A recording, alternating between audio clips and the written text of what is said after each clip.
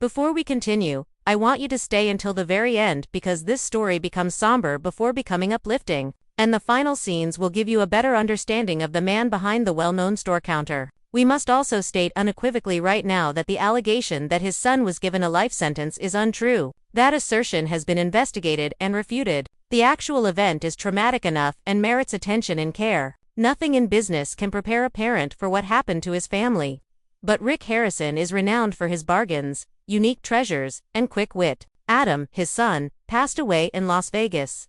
Later, the coroner verified that the overdose was an unintentional combination of methamphetamine and fentanyl. A father's life was transformed with a single sentence. The lengthy days in the shop and the amusing anecdotes vanished in an instant, replaced with a loss that never truly goes away. Rick talked about the type of grief that wakes you up in the middle of the night and causes you to question every decision you've ever made in the year that followed. He talked about the endless inquiries, the setbacks, the hope, and the attempts at rehabilitation. He talked about how he perseveres for the sake of his family and how he is coming to terms with the fact that he no longer has a voice. This isn't a moment for TV.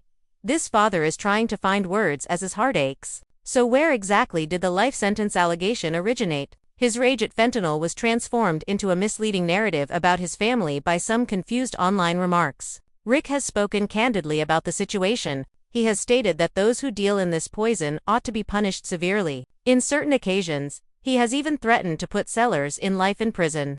A lawsuit against his own son is not the same as that. It wasn't. The rumor is untrue. The sorrow is genuine. It is a fact that Rick misses his son. He also makes an effort to use his suffering to assist others in some way. He discusses the risks associated with fentanyl. He tells his story in the hopes of saving other families. He continues to work, to love his other children and grandchildren, and to learn how to live with an unfillable void. When he talks about Adam, you can see how his expression has changed. You can hear the breath he takes to finish a phrase and the pause before some words. He doesn't act as though there is a script for this. You can tell he prefers facts if you have ever seen him manage a difficult discussion. Let's be clear about the facts. This is not a life sentence. A father, a family, and a loss are all present. Additionally, there is a message that could potentially save someone.